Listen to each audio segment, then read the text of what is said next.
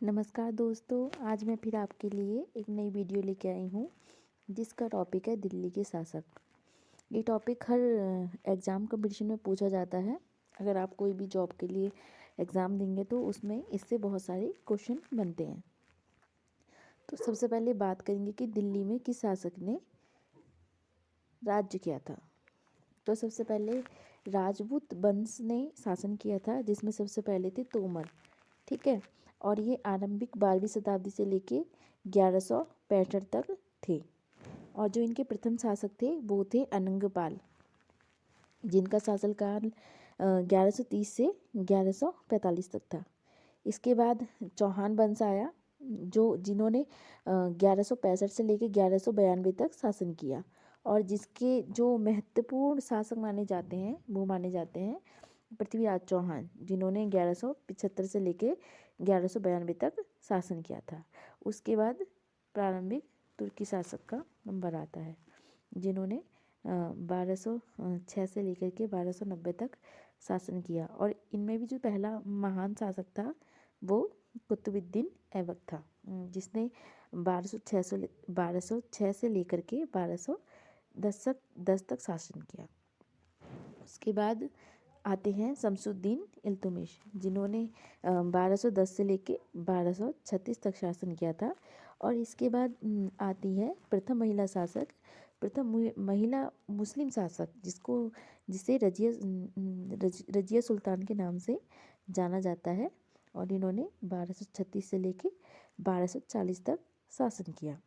और इसके बाद आते हैं गयासुद्दीन बलबान, जिन्होंने 1266 से लेके 1287 तक शासन किया।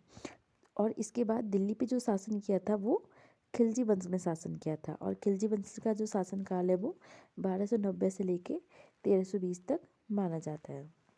और जो इनके प्रथम शासक थे वो थे जलालुद्दीन खिलजी, जिन्होंने 1290 से लेके 1296 तक शासन किया। और इसके बाद आते हैं अलाउद्दीन खिलजी, जिन्होंने 1296 से लेके 1316 तक शासन किया।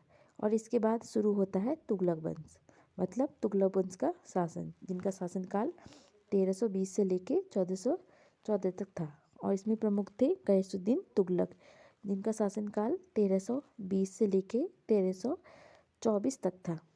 इसके बाद मोहम्मद तुगलक आए, इनका शासनकाल 1324 से लेकर 1391 तक था। उसके बाद फिरोज शाह तुगलक, जिनका शासनकाल 1391 से लेकर 1388 तक था।